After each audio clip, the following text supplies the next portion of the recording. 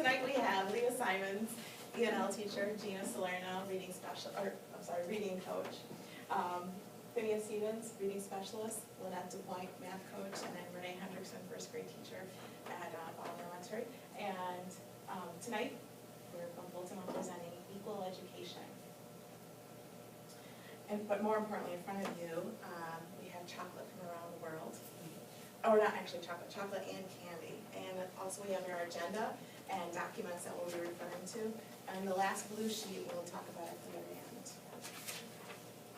The problem that we researched this time around was how can the Fulton City School District meet the new legal requirements associated with CR Part 154. There's a sea of change occurring across the country and the way that we systematically choose the content that children are learning and teachers are being evaluated.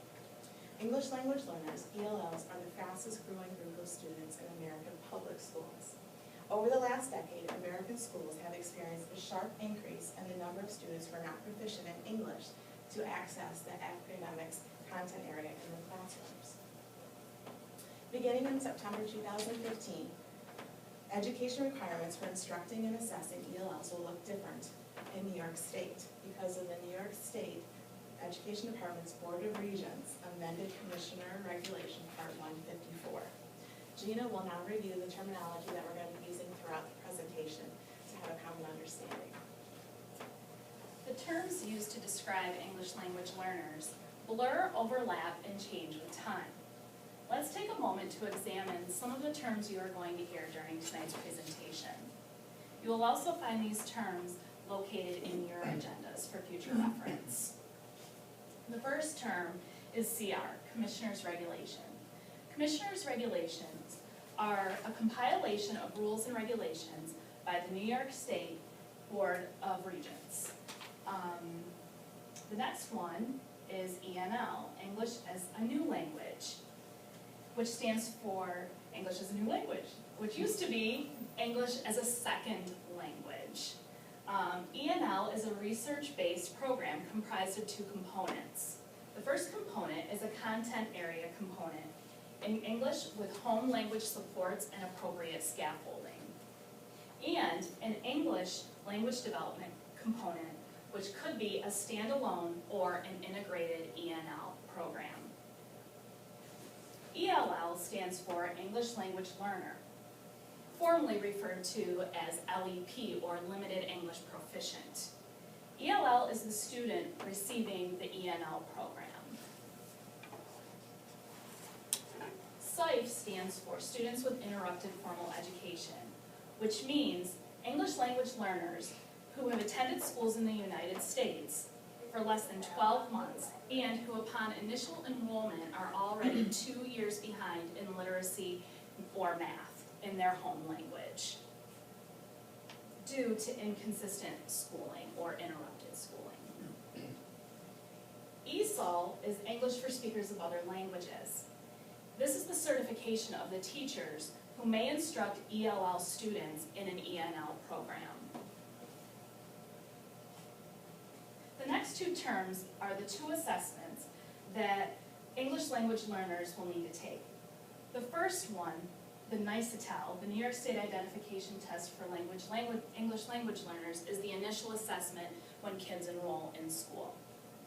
And the next one, the NICESLOT, the New York State English as a Second Language Achievement Test, assesses proficiency for the upcoming school year. Integrated English as a New Language is a unit of study in which students receive the content area instruction and language development instruction from both the content area teacher as well as the ENL teacher. The standalone English as a New Language is a unit of study in which students receive instruction from the ENL teacher in order to acquire the English language needed for success in core content courses.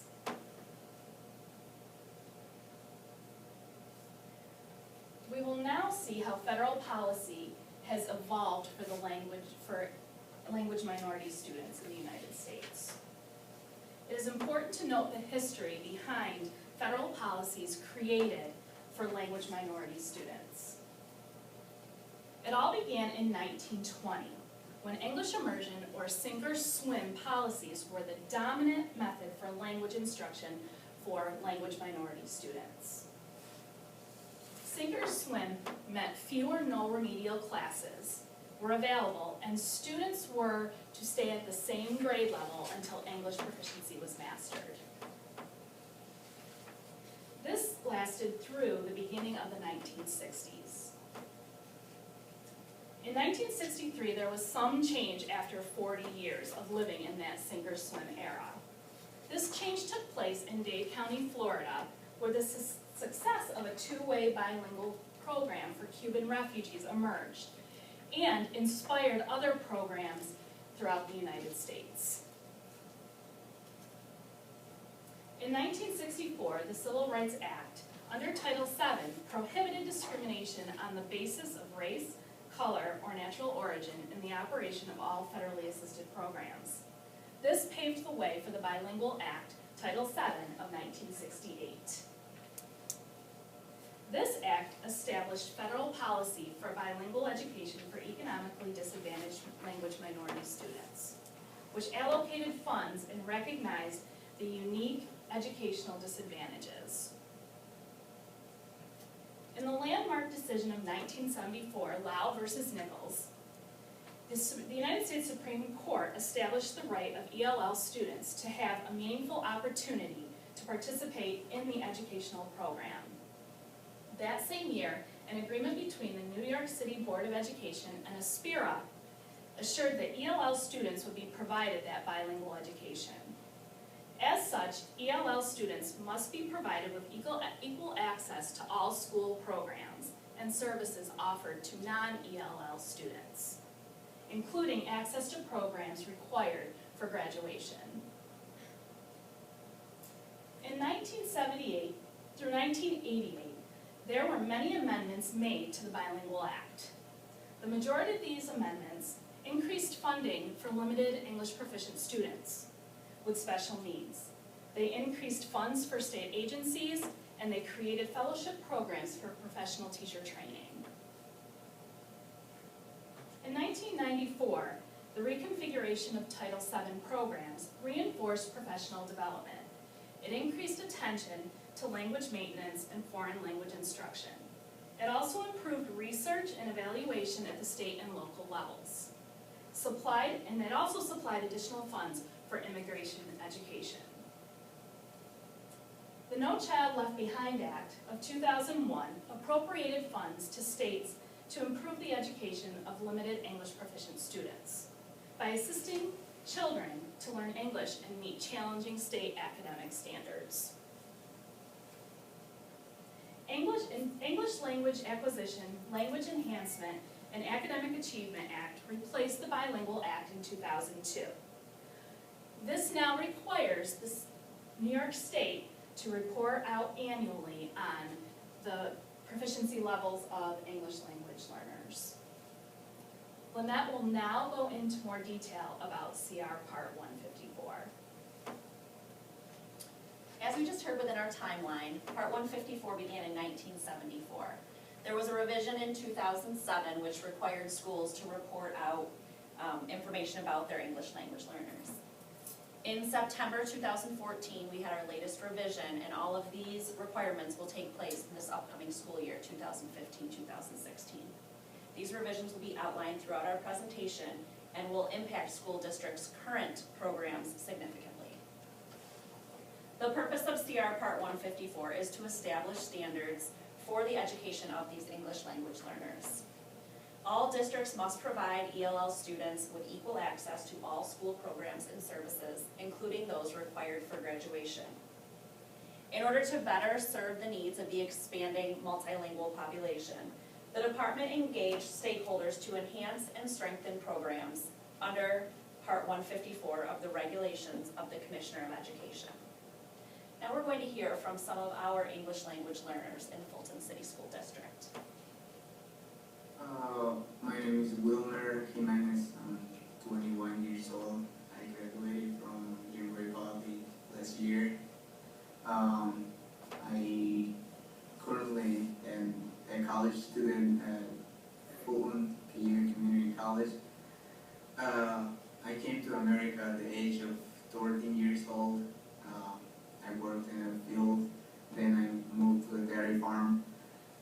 got picked up by immigration when I was at the age of 16, 17, and my uncle and aunt, they asked me if I wanted to attend to the high school, and actually gave me the opportunity to stay at their house and support me with everything if I was willing to attend to high school and actually get a future. Porque mi papá se murió y nos dejó con la hermana mayor, pero mi hermana mayor está muy enferma y ella no nos quiere cuidar. Por eso es que nos venimos para Estados Unidos. My name is Uriel Jimenez, and I'm 20 years old, and I'm from Guatemala. I came here to work because my brother was here. When I passed through Mexico, I took a bus, and the hard part was when I crossed the border to the United States, because we have to walk like 3 days and 2 nights. And then when we were already in the United States, we got caught by the immigration. If I want to stay here, they say that I need to go to school, and then maybe I can stay here with you, and that's why I'm here. What don't you like about homework? They're hard. It's hard. Yeah. Who helps you at home with your homework? My sister. Your sister? Do mom and dad help you with homework? Can mom and dad help you with homework? Yeah. They can? But they don't understand. June, Hong Kim. I'm from Korea. I'm getting myself the iPad and type I don't know, and turning to Korea so I can understand it. The Board of Regents' decision to amend CR Part 154 creates changes in several different areas of the regulations. In the area of proficiency levels, currently there are 4 levels of English proficiency identified by the state: beginner, intermediate, advanced, and proficient. Under new regulation, these levels have expanded to 5 levels, while the terminology of those levels has changed as well. Beginner is now considered entering, while intermediate has broken off into 2 levels: emerging, a low intermediate, and transitioning, a high intermediate, while advanced is now considered expanding, and proficient is considered commanding. These levels are important because a student's instructional setting and their time spent in that setting is determined by their level of proficiency. For students that are able to exit out of ELL status, they are considered former ELLs. Currently, districts are required to provide 1 to 2 years of services for our former ELL students. Under new regulations, districts will be required to provide at least 2 years of services to former ELLs, which can include integrated ENL in any of their core content area classrooms, or any other additional service that would contribute to monitoring their academic growth and the development of their language. In the area of intervention support, currently districts are not required to annually identify those English language learners that are not adequately making academic progress, or consider them for intervention services. Under new regulations, districts will be required to do both of those: identify struggling students academically and consider them for intervention services. In the area of parent notification, districts are required currently to meet with parents or relatives at least twice a year. The focus of these meetings is solely on the program and the goals of that program for the student. Under new regulation,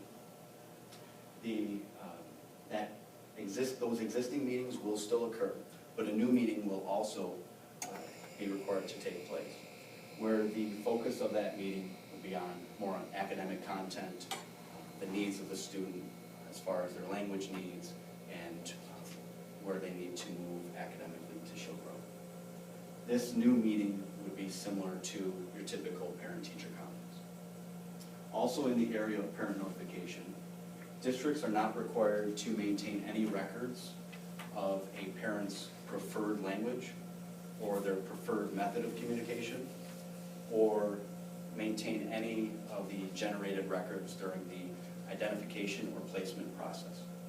Under new regulation, all these records are required to be maintained, and districts need to be sure that any communication with a parent is done in that parent's preferred language.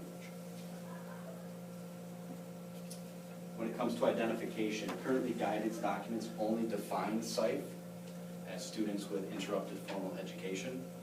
Under new regulation, districts will be required to perform a review of a student's academic history, their student work samples, in order to determine their home language and math levels. And as part of this review, if necessary, teachers or staff members will be required to identify students as SIFE.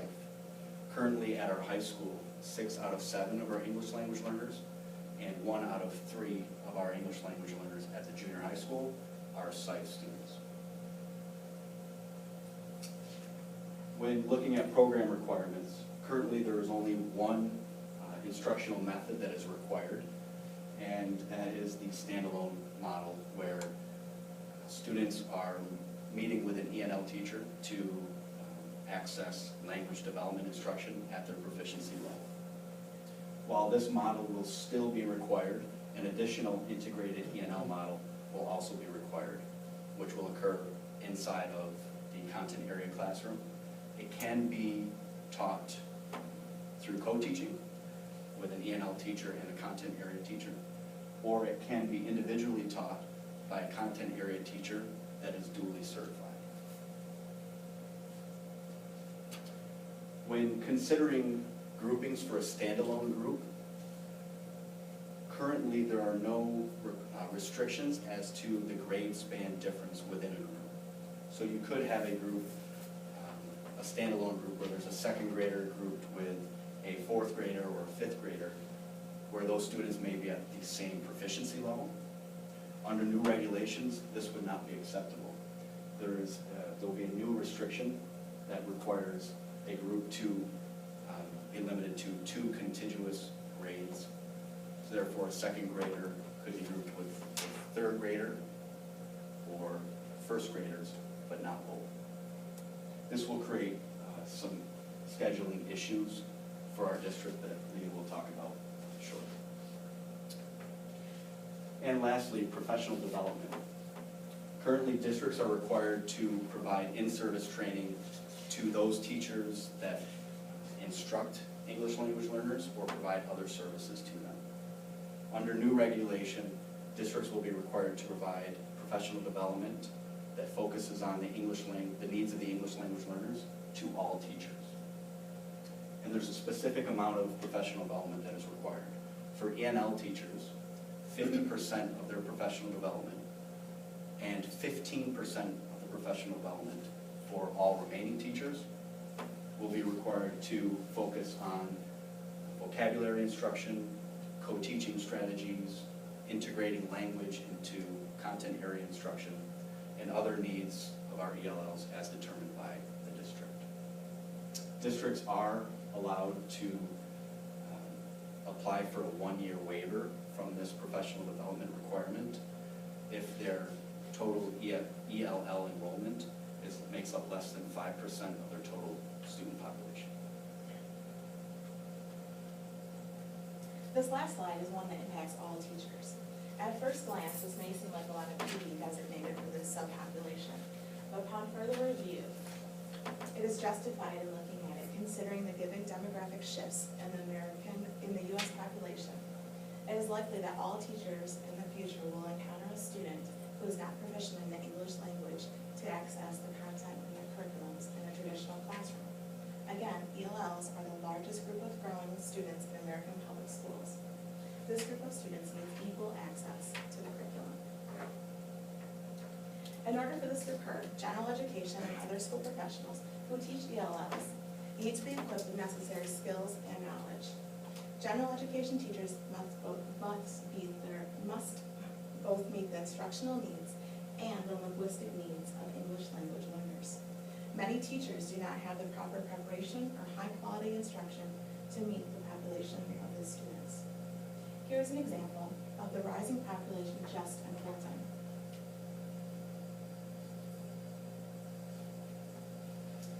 An estimated 25% of children in America are from immigrant families and live in households where English is not the first language spoken.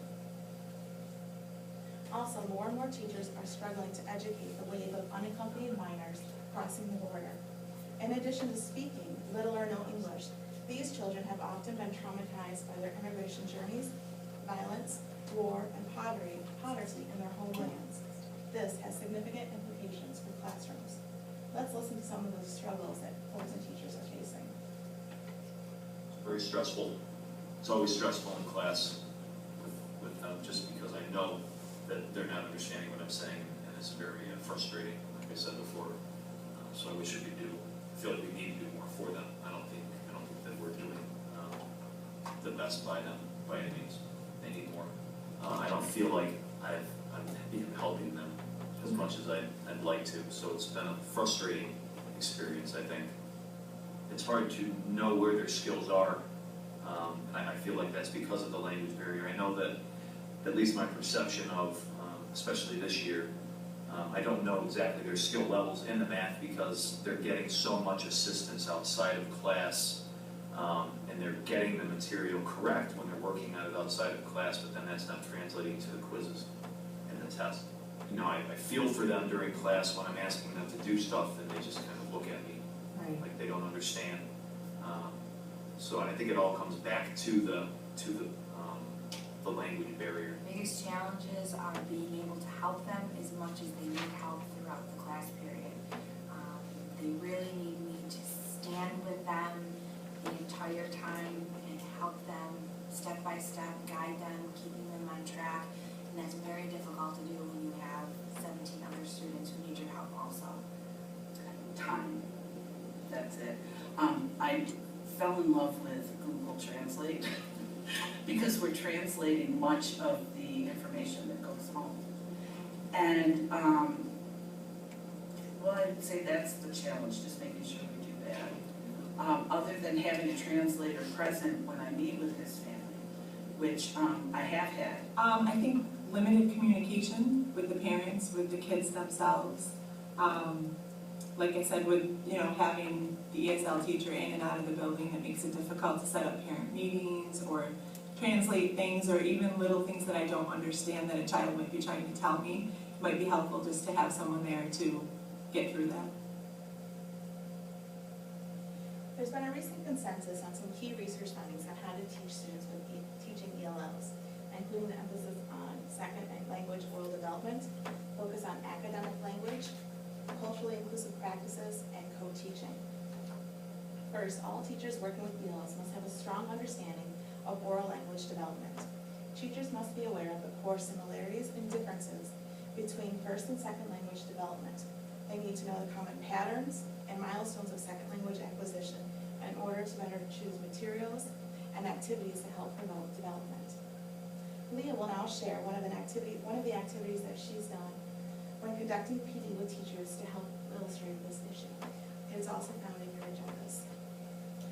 The purpose of this activity is to demonstrate how students who come to us with a limited or different background knowledge can struggle with certain content area material. Please take a moment to read the passage and try to answer the question, what is rouge?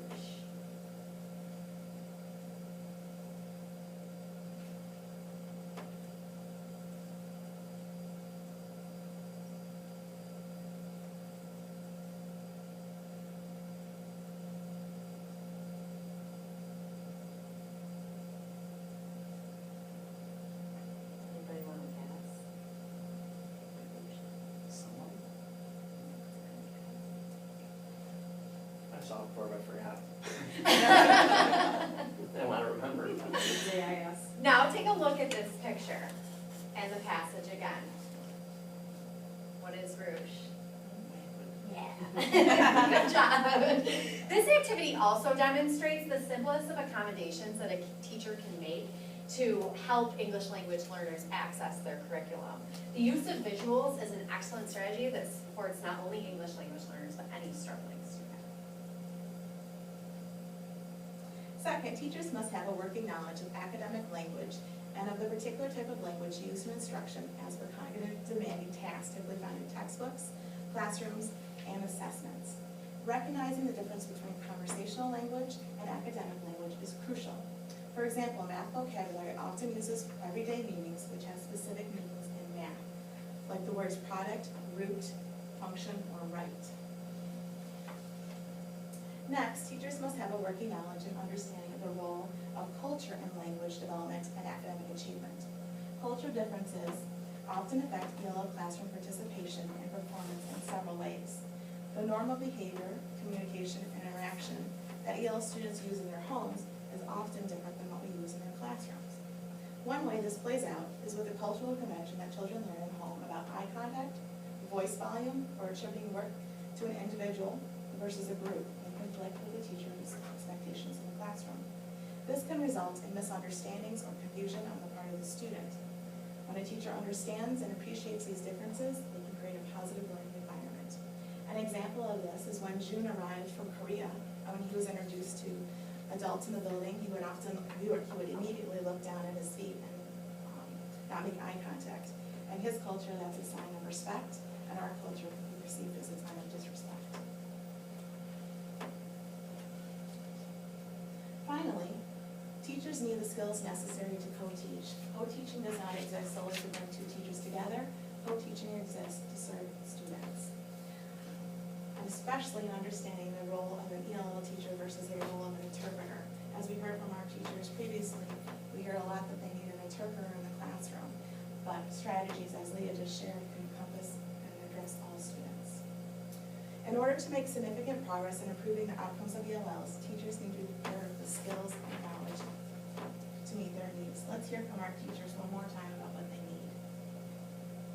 Having somebody in the classroom, whether it's an aide or whether it would be a translator or someone to help them translate the assignment so that they understand it, help them do some of the tactics that we've talked about, such as highlighting the words that they know, so that they can interpret what the assignment is, someone to help them keep on track throughout the class so that I can go around and help the other students that still need my help, and some planning time with the ESL teacher. I spent some time with one of the ESL teachers. We made note sheets, we made picture notes so that they could see what it looked like and where to find it, because Microsoft Office is not that, it's simple when you understand computers, but when you don't have never used a computer before, it's very difficult.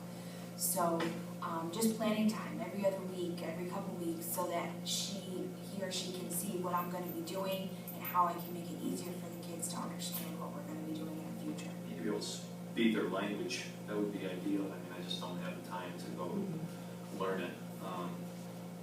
Ideally for me would be to have somebody in the classroom that could translate for them. I think more time, common planning time with the ESL teacher. I feel like they're also different with their needs, and like meeting with parents and things like that, translating documents that go home, it would be helpful to have someone in the building more often. Well, I need time to get to know their family. And I've noticed with Christopher in particular, a whole extended family comes in, which made me thrilled. Having a translator was helpful because his mother speaks no English whatsoever. His father does speak English. So having the time to get to know his family, to bond, we put some time in for Christopher to teach words, Spanish words to our class, so that our class sees that not only is English valuable to Christopher, but speaking Spanish is valuable to us as well. During a recent superintendent conference day, teachers and teaching assistants were given the opportunity to fill out a survey to help give us more information about their knowledge base behind CR Part 154 and the upcoming changes. 175 surveys were completed, which is approximately 47% of the 372 teachers and teaching assistants in the Fulton City School District. Teachers were asked a number of questions to provide data on their current level of knowledge surrounding ELLs, surrounding CR Part 154, also questions about professional development. When asked how many ELL students are currently in their classes, 68% of those surveyed reported no students in their classes. 1 to 2 students was reported by 15% of those surveyed. 6% said 3 to 4 students are in their classes, and 11% of those surveyed said that there are 5 or more ELL students in their classes. The survey also asked participants what their knowledge level is in regards to the changes in CR Part 154. Over 75% of our teachers recorded a 1, which is no knowledge of these changes. 12% recorded a 2. This is 87.4% collectively, a percentage much higher than the percentage saying that they did not have any ELL students in their class. This implies that we have teachers who currently are serving ELL students who are not aware of the changes coming our way. Those recording a 3, 4, or 5 came from 9.7% of those surveyed. 1.1% of those surveyed reported a 5, meaning that they are very knowledgeable about CR Part 154. We asked who might be interested in learning more about extending their certification to better meet the needs of our ELL students. And 41% of those surveyed said that they would be interested in looking into extending their certification. This is 19% of our total teacher population. The final section of our survey was in regards to collecting information about professional development offerings and format. When asked to select all professional development offerings that they would be interested in learning more about, more than half of those surveyed indicated vocabulary and language development and co-teaching strategies. Integrating language and content instruction, the new requirements, explicit instruction, and guided interaction with peers were among the next most popular choices. Those preferences falling below 30% were using graphic organizers and visuals and authentic assessment. We also wanted to know what format of professional development would be most, they would be most inclined to participate in. And roughly 62% said summer per diem days. Just over 50% selected study groups. Approximately 30% indicated classroom observation, 28% webinars, and 25% release time from their classrooms. Professional development will be an area of focus for districts in order to meet these new requirements. Another area of focus will be in regards to scheduling. As Finn previously explained, English language learners in New York State are currently placed into one of 4 proficiency levels. With each proficiency level, there is a set amount of time for which English language learners should be receiving English as a second language instruction. The time is broken into units, with each unit being 36 minutes daily. With the 5 new proficiency levels that will be implemented in the 15-16 school year, comes a new set of time requirements for English as a new language services. 1 unit of service is still worth 36 minutes. The biggest change lies in the nature of the service that the students will be receiving, whether it be standalone ENL or integrated co-taught content area classes. The charts you see here outline the required units of time for each proficiency level in grades kindergarten through 8th grade and 9th through 12th grade. Some of the levels of proficiency require different amounts of time depending on the grade level of the students. Considering the state mandated time requirements for English as a new language and our current enrollment, this next image outlines the number of minutes for each of our buildings in which we have English language learners. We currently have 2 elementary buildings, our junior high school and our high school, G. Ray Bodley. As in the past, we use students' current proficiency levels to create a projection for the upcoming year for the amount of services required for students and what that means in terms of time and scheduling. All students are placed in their current proficiency levels until the NYSA slot scores arrive towards the end of the summer, and then time is added or removed depending on the student's new proficiency level. Each section is that 36-minute unit of time in which the ENL teacher is either working solely with students in a standalone setting or working with a content area teacher in an integrated co-taught class. The new regulation regarding integrated co-teaching would essentially create extra sections of ENL services. The ENL teacher will need to be in multiple classrooms throughout the day and pulling groups of students rather than solely pulling groups of students. 9th through 12th grade students entering and emerging levels can have either integrated or standalone ENL. If we offer an additional standalone ENL rather than integrated, this will create less need for multiple teachers willing to co-teach and less scheduling conflicts with students in different grade levels and content classes. We currently have 2 full-time ENL teachers in our district to service 17 students in our 4 buildings. For the upcoming school year, there are a number of things to consider as we develop a schedule in order to remain in compliance with the new CR Part 154 regulations. At the high school level, students are currently grouped by proficiency level in order to support the needs of each level of proficiency. One of the new regulations states that students cannot be grouped if they are within 2 years of each other. So our 9th and 11th grade students cannot be in the same standalone ENL, regardless of the fact that they are of the same proficiency level. This will create a need for 4 separate sections of standalone English as a new language at our high school in order to service all students while still meeting the time requirements. 3.5 integrated co-taught sections at our high school would require all English language learners of a particular grade level to be in the same integrated class. Otherwise, this would create more sections of integrated content areas. However, it would not be ideal for one teacher to have all of the English language learners in one class.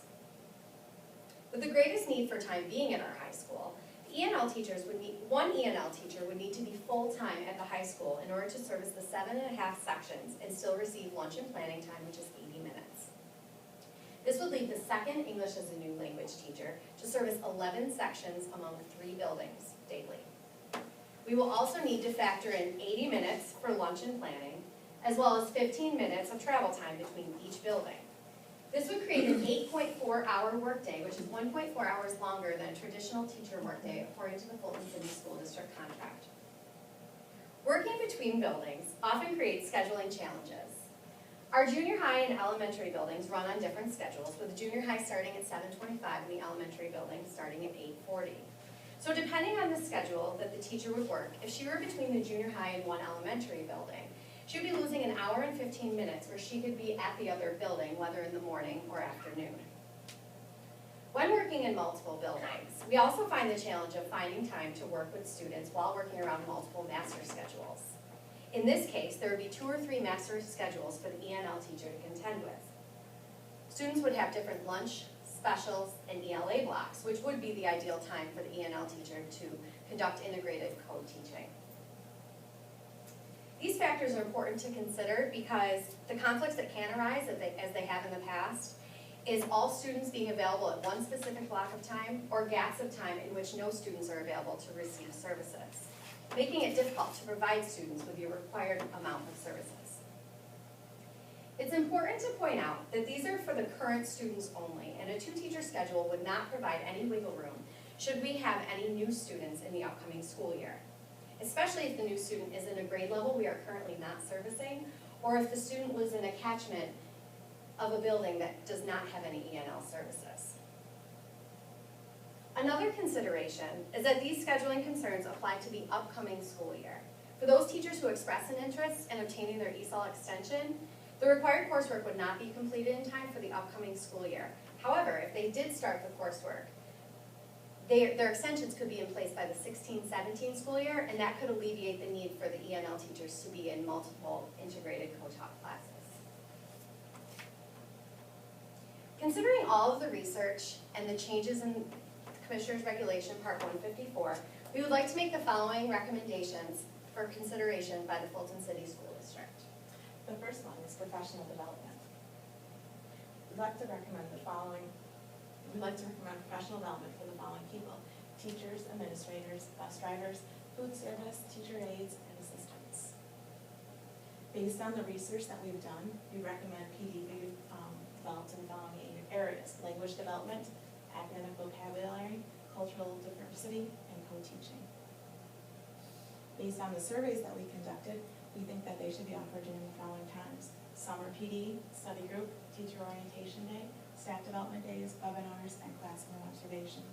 The above two books would be a great opportunity for study groups: 102 content strategies for ELL students and Common Core for the not-so-common learner.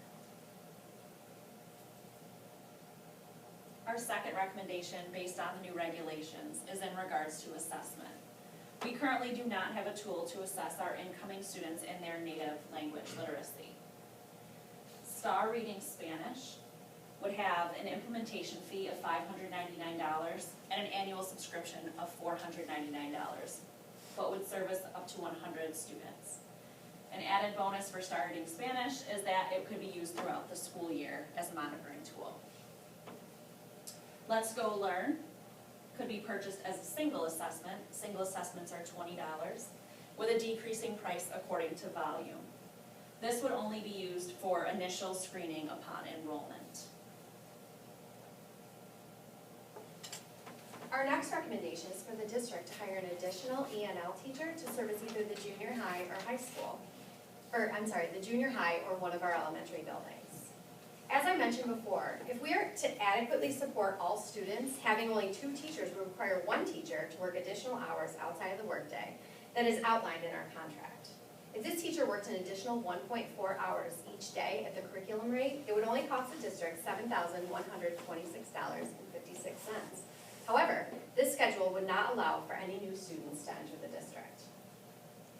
A .4 teacher with a bachelor's degree would cost the district $23,345. With a master's degree, a .4 teacher would cost the district $25,702. The research shows that the population of English language learners is only growing. Because the current schedules do not allow for a growth in population, an additional teacher would prepare our district for any population increase we may experience in the upcoming school year. The additional ENL teacher would be an important asset in our efforts to effectively support all of our English language learners while remaining in compliance with the service requirements. So prior to sharing our final recommendation, I'd like to revisit this enrollment graph and extend it out several years to see that if our district ELL enrollment continues at its current rate of growth, within the next 5 to 6 years, we would be approaching about 30 English language learners. So this issue is not solely just an issue for what are we going to do next year. It truly is a long-term issue that we need to have a plan for. So with that, I'd like to consider the benefits of extending our current teachers' certifications versus hiring new ENL teachers. There are several benefits to extending our current teachers' certifications. One of those benefits is that it would free up opportunities for our current ENL teachers to work with content area teachers, have common planning time. And as you saw in our videos, our teachers shared that that is a need that they're longing for. And when they're able to do it, they're able to create great things for their English language learners. It just does not happen enough. We also had several teachers, 72 teachers, that surveyed, say that they would be interested in pursuing the extension.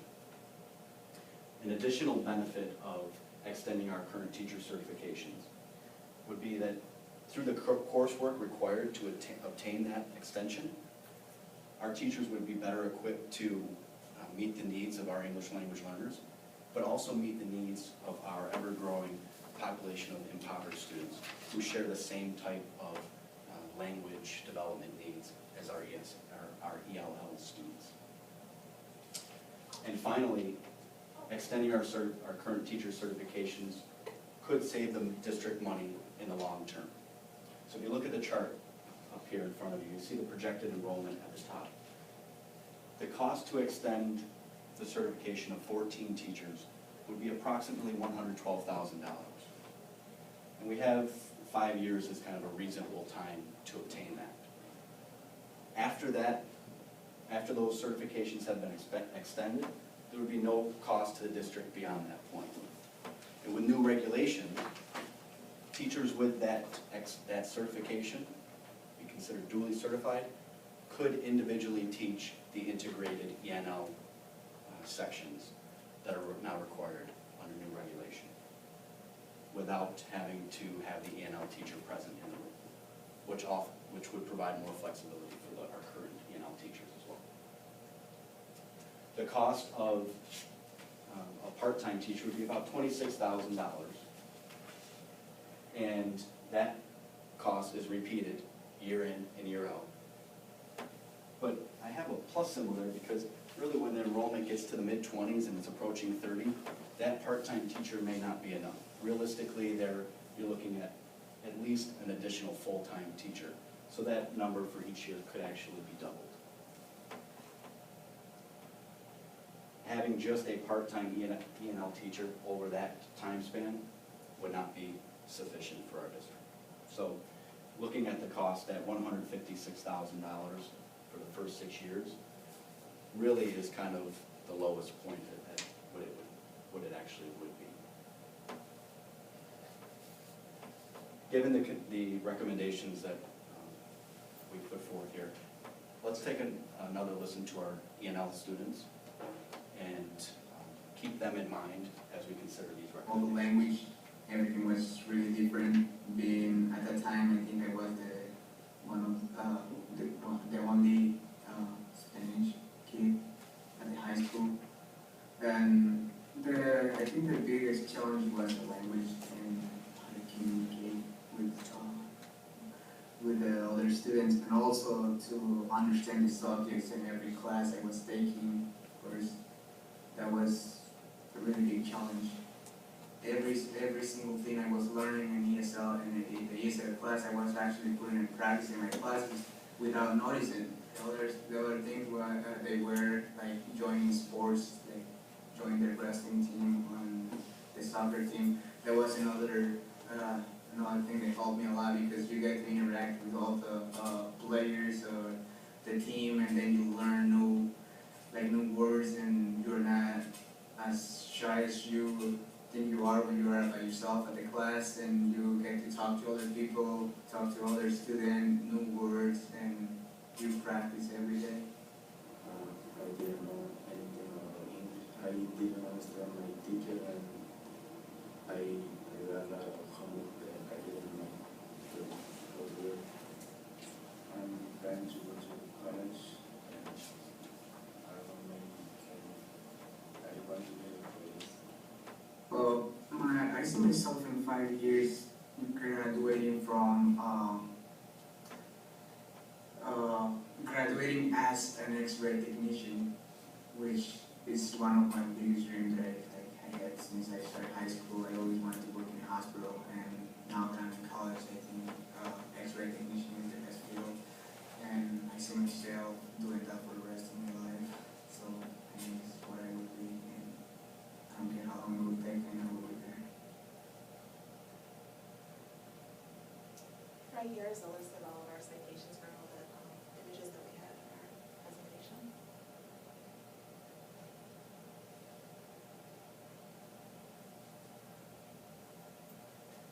Okay, Do you have any questions? any questions for us?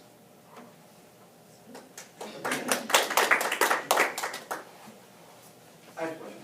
I don't know if I missed it, the 2 year, they can't be within 2 years. Yes. What's the reasoning behind, even if they're at the same level, I should share one. proficiency level, correct? Yes. What's the reasoning behind that? Their rationale behind it is that, regardless of the class, so even though they're in an ENL class, they're still supposed to be working at grade level material. So by grouping, say, a second grader and a fourth grader, you have that gap in, grade level material. And their I want to thank you guys for starting with the terminology. Yes. It's so important to get through all of this stuff. It can be really dense if you have no idea really what you're looking at, if it's unfamiliar to you. I have a couple of questions about, one, in terms of the new regulations that the parents have to be notified and talk to in their native language, how do they expect schools to find the variation of languages that are going to be produced across the state? Has that been addressed? Are there services out there? I mean, I know we scramble all the time with some of our international students, and we somehow manage to find people sometimes, but other times they're working with little digital translators. Our regional bilingual education network, they do have a list of translators. We're at an advantage because most of our students speak Spanish and we have enough people in the community that we can tap into. But in the conference that we talked about, the CR 154 changes, they don't have a ton of answers other than tap into the list of translators that the network has.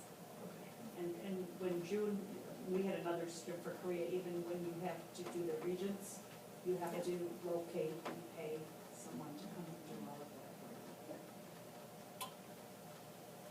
The other question I had for you was, the numbers that you had for salary, did that include benefits for those teachers, or does it not include benefits because it's a .4 position? Okay, and then the other one, you have a cost associated with the extended certificate. Does that mean that the school is paying for the courses, or is that reimbursement that the staff gets for having more graduate credits on their transcript? That would be the district paying for the coursework. Okay, and do you guys get payment for extended credits as well? Yes. Okay, so that would actually That was add my to their question as costs, well. correct? So, right, and at the same time, that would also serve as incentive for Of teachers. course, because you have a lower percentage. And could a gym teacher be an extended, will that count? Gym teacher could, I would imagine, have achieve that level of extension, Yeah. but they wouldn't be in a core content area classroom, so I don't know if that would be the best use of. I know when we mentioned this to my husband, who's a principal, he said ideally I would like to have someone who was dual certified as a reading and ENL teacher. Because then if there wasn't a student, they could certainly pick up students for AIS reading. Yeah. That might be, as we're hiring. Part of that $112,000 actually could be lowered if we fill vacant positions over the next few years with teachers that already have that. Sure. And I know colleges are looking to make sure that newly certified teachers are dual certified. Yeah. How long does that extension last? Is that a permanent thing, or is that gonna have to be renewed every 10 years? I mean, Yeah.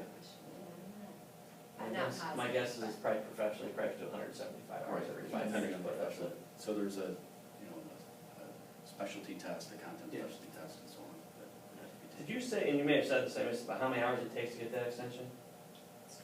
12, And depending on actually, the coursework that you've already completed, right? right, and that's, they may be able to find, oh, you already took this in Mhm. your initial graduate. But they're also working on a proposal for kind of speeding it up for teachers so that they can actually take just the 3-credit methods course and the CST, the content specialty certification test to get their certification, and then they have 3 years, they would have 3 years to complete the rest of the required coursework, because I think districts are scrambling to meet the new requirements. There was a grant that was in this area, I don't remember, SUNY Oswego received the grant, but they're only working with teachers from Syracuse City right now to expedite some of that certification because there's such a need in the cities. So you guys talked a lot about the professional development. I'm just wondering, it's the one thing in the recommendation you didn't really put a dollar amount on. Did you explore that at all? Or do you have thoughts on how many hours? Is this one you thought I'd get them on or no? No. Oh, I thought you were looking like you knew I'd ask. I don't think that it's a stretch for our district. We have a lot of study groups that are being implemented throughout the year. We actually, at our building in Volney with Renee and myself and some of our other teachers, we had a study group centered around the Common Core for the not so common learner. So if you were to take that professional development, so let's say 175 hours over 5 years, that would end up being about 6 to 7 hours would meet the 15% requirement per teacher. If you evenly disperse that 175 hours over 5 years. So I don't feel like that would be a stretch for us.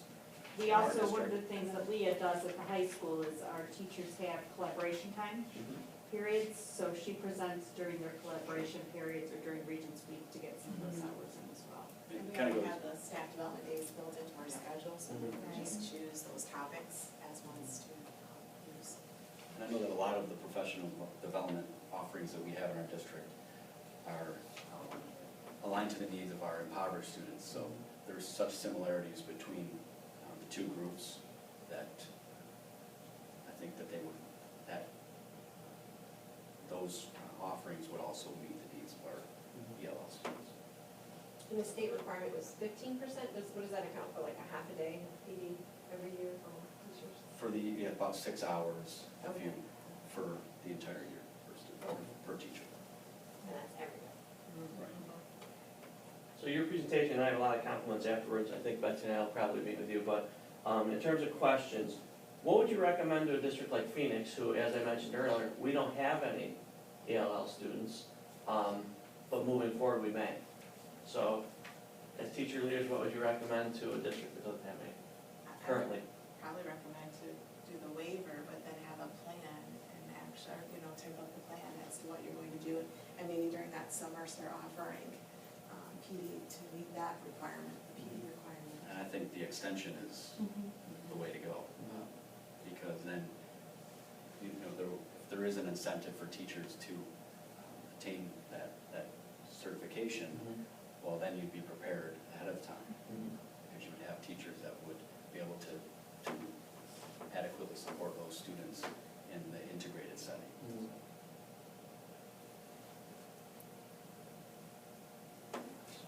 I like that you said the PD for everybody, the bus drivers, everyone like that. I thought that was really cool, and I like all the co-teaching. I work in a co-teaching setting, and I was thinking as being a special ed, I was a special ed teacher, now I'm a regular ed teacher, but having that ELL extension, that is a great idea, even for someone like a special ed teacher. If you already have people that are in that co-teaching model, bringing that part in would be very helpful and beneficial to them. And also, you guys did an awesome job. The transitions were great and very smooth. I have another question. So if I were to get the extension and then I'm able to do this ESL, does that mean I'm taking 36 minutes out of my day to deal with these students that would take me out of a regular class? No. No. What do you teach? Biology. Oh, so like if a student was in your grade, or needed to take biology, Yeah. they would essentially be put into your class, because And that's you it. are, Okay. So it wouldn't be an extra. Right, okay. Because they ENL would get- still do all the standalone. Right, if they were low enough proficiency. So that the integrated piece could be individually taught by you without having to be Just co-taught. wasn't clear. Yep. Thank you. One of the things that we learned a lot over the years, Leah, I hired her, I'm trying to think, how long have you been with us, Leah? 8 years now, see, time flies. But when we have our kids who come in, a lot of our Hispanic population that comes in are kids who you heard are coming across the border. So many of them haven't been in school for 2-3 years, and when we try to go research what their last grade was in school, many of them come from Guatemala, we can't get records, it's very, very difficult. So some come from Mexico, so it depends where they're coming from and what kind of background they've had as to whether they go work for migrant service, whether in their fields until they're picked up. Yeah. You heard them Most talk of them, about. that's how it goes. That's how it goes. And then they show up at our door and they're anywhere from, 14 to 16. I think, Leah, if I'm correct, they exit school like right around the end of, what is it, like around 6th grade. 6th grade. So they haven't had school for a long time, and, we're required to give them education. And we've actually had Homeland Security come in and talk with us about this because they came to find me about the kids. I guess I never knew there was such a large population in Fulton, New York. Yeah, they Kids passed who right have by crossed- Phoenix. Kids who have crossed the border and then found their way That's randomly in, Western New York. Well, and what happens too, we were just talking about this yesterday, is that we have a couple families in Fulton that host these Very kids. good. That's how they end up in Oh, Fulton. They So, didn't come here with dreams of when- going to Fulton. Because what now we have is kids who have crossed the border